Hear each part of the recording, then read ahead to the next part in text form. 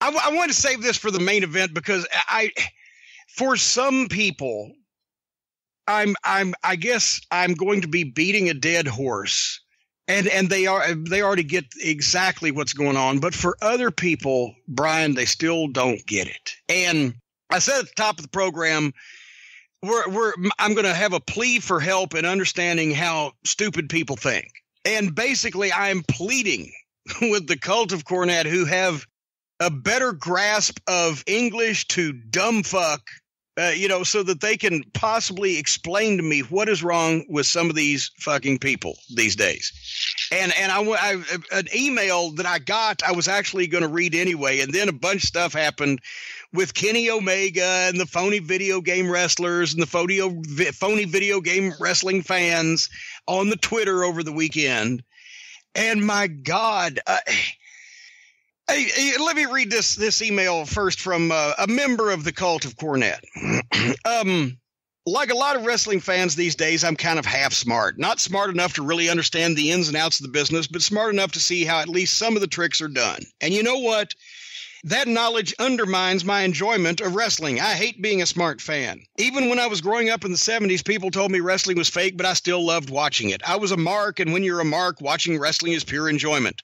So much of the value of entertainment, be it wrestling, movies, books, whatever, rests entirely on suspension of disbelief. When I started hearing about angles and backstage stuff on the internet, it killed some of my enjoyment of wrestling for good. And while my knowledge of the business isn't very deep, I wish I could forget what little I know. I wish I could go back to being a true mark, just watching wrestling for its pure entertainment value. But even if I could, how much would I really be able to enjoy today's product, which seems so determined to sabotage itself? It only takes one Kenny Omega or one Joey Ryan, or even just a whiff of anything Vince Russo has ever laid his shit-stained hands on, to destroy that enjoyment forever for a fan. Sabotage itself. And it's almost become a cottage industry for people to send me clips on Twitter and say, what do you think of this? And it's somebody, one of these guys doing something just stupid because they want to make me mad, right? But in this case, the most recent controversy didn't come from that. I can't remember, it was over the weekend. And I get on Twitter and I send out about 25 tweets. I retweet a couple of things and I answer. Now that you've taught me how to reply to the thing in the same box and do that technology. Yeah. And I put a couple of comments. And of course, somebody sends me the goddamn, more Omega bullshit or whatever. And I've sent out, one of the things that I sent out was concerning Kenny Omega. And of course, I did fucking put his gimmick in it because I didn't want him to, accuse me of talking behind his back. But, whatever the fuck. But, oh, my God, as I said earlier, it's like knocking Bobby Sherman or Sean Cassidy in the 70s to a 13-year-old girl, or knocking Rigging Robert in the 80s, and you get death threats in crayon. It's like, oh, you ever talk about his kid? Like I'm just blistering him not constantly nonstop, right? And how dare you say this about him? I mean, Kenny, he's such a good guy. He's so good. It's Kenny.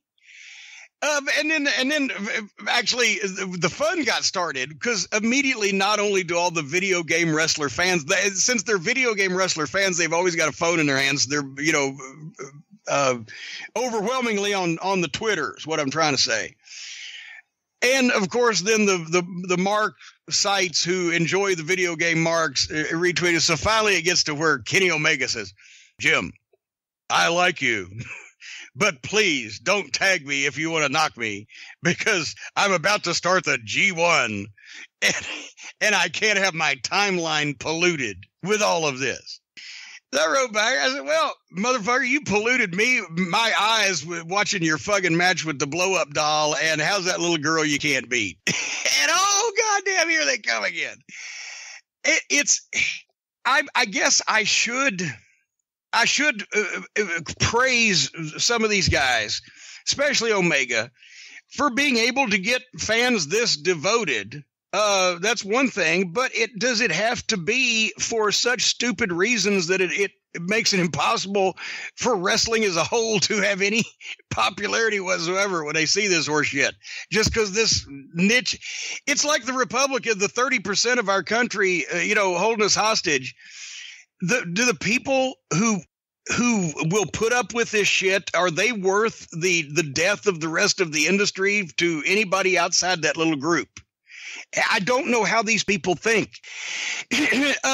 So anyway, so we went back on and forth on Twitter. Oh, and then when somebody said, well, Kenny Omega had one of the best matches in the world, and I said, well, and they said, and Ibushi wrestled a doll also. And I guess Ibushi's somebody they're in love with also. Then I said, well, then in that case, I heard Hitler was a good painter too, but he didn't deserve any compliments, so fuck Omega and Ibushi. Oh, goddamn, here they come again. These are supposedly grown adult people, Brian, help me understand this. Not only that they defend this behavior, but that they get so passionate about defending stupidity. That it's like the Trumpers. They get so passionate about defending stupidity that they just go off the fucking deep end whenever somebody rattles their fucking cage. I don't know exactly what to say. Explain to me how stupid people think. Have you ever heard that story with Sputnik Monroe and Jerry Jarrett? I don't know. They're in Memphis in the locker room sitting around, and Jerry Jarrett is talking about that's when the Poffos were running opposition, and they spent all their TV with ICW talking about Jarrett's guys and challenging Jarrett's guys instead of getting their own stuff over. And Jerry Jarrett's sitting there with all the boys, and Sputnik was one of them, and Jerry said, I just don't understand how stupid people think. And Sputnik jumped up and said, well, hell, Jerry, I'll tell you how stupid people think. And then he realized what he'd said, and he set it back down. But here's the thing. The ones that want to excuse this behavior, and whether it's invisible hand grenades that we've talked about, or whether it's breaking into a dance routine in the middle of the match, or whether it's wrestling a blow-up doll, or competing competitively with a grade school child or an 8 or 9 year old or a girl, or what, just this fucking ludicrous horseshit that these fucking jackoffs come up with because they're mentally and talently deficient. They don't have the talent to get over by doing this stuff the way it's supposed to be done. They have to ass off and go viral with their dicks or whatever. They don't see anything wrong with it, but I don't understand the fans that encourage them. And I mean, I get a lot of people, obviously, on Twitter that say, of course, yes, it is fucking stupid. It's wrestling. It's not supposed to be that way. That's why we don't like it, blah, blah, blah. Those are the ones that follow me and listen to the program. We're like-minded individuals. I noted the people that go, oh, fuck you, Kenny Omega, you should die. You compared him to a genocidal, homicidal serial killer. They don't follow me anyway. So I got news for you, folks. If you don't follow me and you don't listen to my show and you don't like what I think, I give two fucks what the fuck you think to begin with. So that's first of all. But they think when they try to justify this, they compare wrestlers to actors, right? Well, does Robin Williams being a comedy mean that he can't be in a serious role or whatever the fuck? How can you even think wrestlers are not actors? Wrestling is not acting. How can they think that it is? How do they equate that? If we come this far or gone that far, as the case may be, that's what they think this is now? I don't see that comparison too often. Obviously, if you are, it's just I don't see that. But I also think it's important to note in terms of what I think, there's a difference between Kenny Omega and someone. I'm using Kenny Omega as an example of, Ibushi did the same thing, guys who have those matches, and Joey Ryan. Joey Ryan's actively doing this dick spot everywhere. It's now become the one thing he's known for. Kenny Omega, and you and I may disagree a little bit on this, but Kenny Omega did the match with the girl years ago, the match with the blow-up doll, I guess, years ago. But right now he's, arguably top 3 best wrestlers in the business. But with him, it's defending something he did years ago. With Joey Ryan, it's defending something he's actively doing. Well, and I know. And that's because Joey Ryan couldn't be top 3 anything except, fucking, lookalikes for goddamn bad 80s porn flicks. But, and with him, and I still don't see the goddamn best wrestler in the world. I see hokey facial expressions and staged, exaggerated fucking gestures, and I don't get it. I don't see him as being the best wrestler in the fucking world or anything close. But he's disqualified anyway. But the point is, when you compare, the only comparison of wrestlers to actors I've heard of, this was a great tweet. And I did tweet that this guy's actually the smartest guy on the internet that day. One guy said, I know the Bourne identity isn't real, but if in the middle of a fight scene, Matt Damon breaks out in a Benny Hill routine, I still want my money back. Now, maybe there you could compare wrestlers to actors, but otherwise it's not. I've had people say on Twitter, well, when Kenny Omega wrestled that girl, it's because he let her live her dream. She wanted to be a wrestler, and also she had disappointment in her life. Take her to fucking Chuck E. Cheese. Fuck. And then I hear that everybody knows it's fake. Once again, I reference the movie reference. Just because everybody knows it's fake doesn't mean that you have to have a bunch of jack-offs going out and make a mockery of what the shit is supposed to be and fucking showing everybody. It's unprofessional. It's bullshit.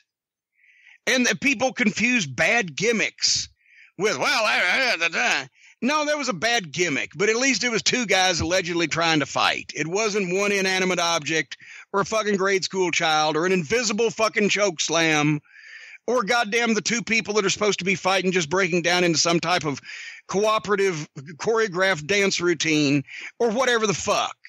And people can say that I'm living in the past. Once again, I've said this before, back when wrestling was popular and everybody made money. So forgive me. I know not what I do. But when I see people tweet this, they say the feds, the federations, that's what the promotions are called. The feds are making more money than ever before. What? What? Not even Vince is making more money than he's ever made before.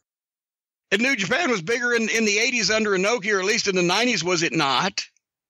Even than it is today? New Japan certainly made more money in the past.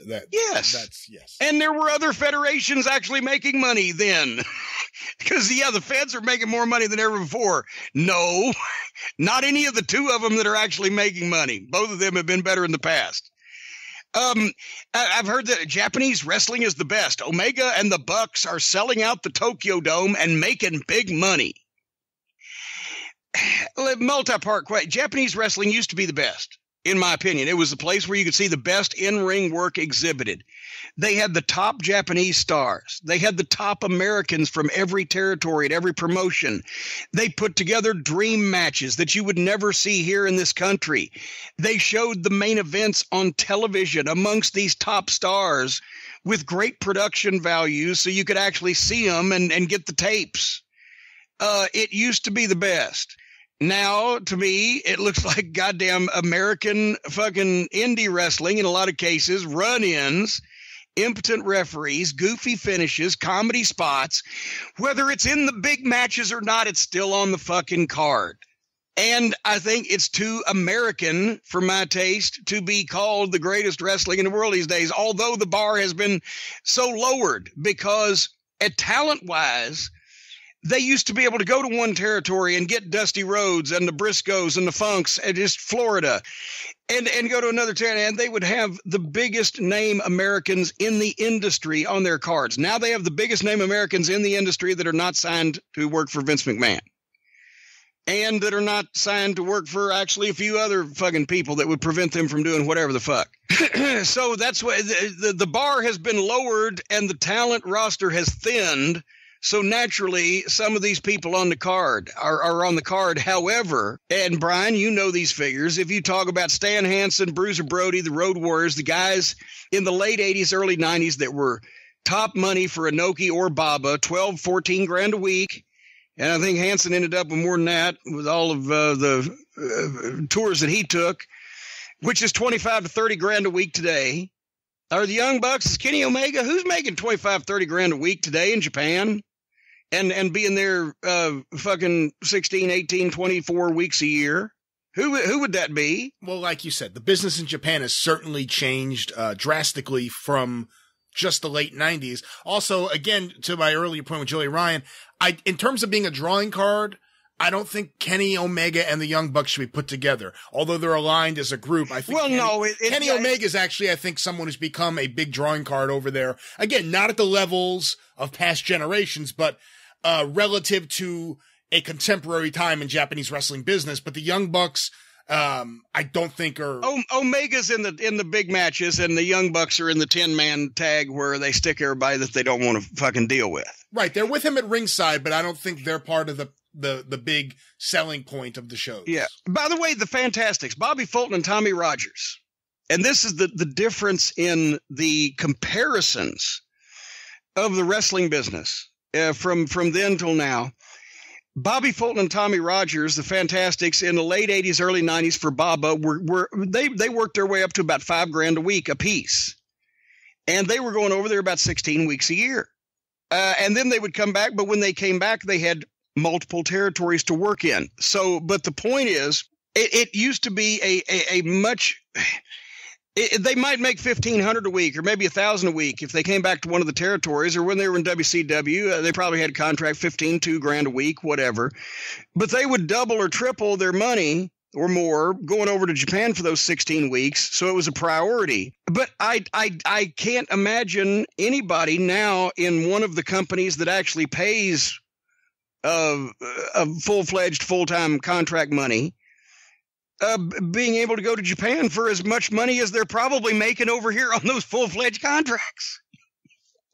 It's completely reversed. It's a completely different business in Japan, between the rise of MMA and, the destruction of All Japan and everything that's happened. It's a different business. The one thing I actually like, even though it benefits some wrestlers I'm not a fan of, like a Joey Ryan or a Colt Cabana, the one thing I am happy about is that for the first time in a very long time, since everything went crazy, from 84 on, wrestlers can make a living outside of WWE. There is that option to control your merchandising, build something for yourself, work these super indies, hopefully go to Japan, where you can make as much money, if not more, than guys who are not the main event in WWE. I think that's a good thing for the wrestling business. Well, yeah, and I do too. And that's another reason I wish that these guys would realize that when you shit on your own business and you make it funny and you make it stupid and not even funny, but silly. And this is not coming from somebody who wants to be relevant. I've never heard that word used so much than the last couple of years. It got to be a thing. But from somebody who's seen this shit before, don't make it look like anybody can do this. Don't make it a laughing matter. The money to be made in wrestling is to be made by the guys that are serious on top. And if you're not good enough to be a guy that's on top and serious, then just try to be on his fucking card instead of fucking it up for everybody. And we just heard the old story time from the stud. The guys used to do shit like that as a show of disrespect to kill the town. Because Ron talked about killing the town. Yeah. But these guys do it today on purpose. And these fans encourage it because they're expressing their art and the way they know how to wrestle this stuffed doll or whatever. Guys used to feel so disrespected by a promoter or a place. It used to be so filthy or so dirty or so dangerous or so dead, non-paying, such a fucking miserable. And talking about the business in those days, how bad this had to be, that they would do shit exactly like we are talking about, to deliberately kill the town so that they would not have to go back. And guys are now doing it on purpose and think it's cute. And it doesn't just stay in fucking Olive Branch, Tennessee or wherever the fuck. It's worldwide on the internet because that's a thing now. And so anyway. And once again, I'll say it one more time. If you don't fucking like what I got to say about these fucking jackoffs, don't follow me. Most of you don't anyway. If you do, unfollow me because I don't give a fuck for you. And I'm not doing it to try to stir up a goddamn feud with these fucking people because I don't want to fucking speak to them because I'm disgusted by them. I just want to call to everyone's attention the fact that they are dumb fucks that are shitting on what we enjoy. Because if you follow me and you listen to my shows, chances are you're a fucking wrestling fan and not a goddamn phony video game wannabe bullshit fan that likes to sit there and watch people wipe their feet on something that we enjoy and have made lucrative in the past. And besides that, let me pull my shorts down so you can kiss my big fat white ass. Otherwise than that, Have I made my point abundantly clear? I don't think there's any ambiguity. Well, I just wanted to make sure, because some people are still there. They know how I feel, but they just don't get it. They just don't, and they ain't gonna fucking get it. And I don't give a fuck whether they get it, because if they ain't got it by now, they don't fucking deserve it. So there.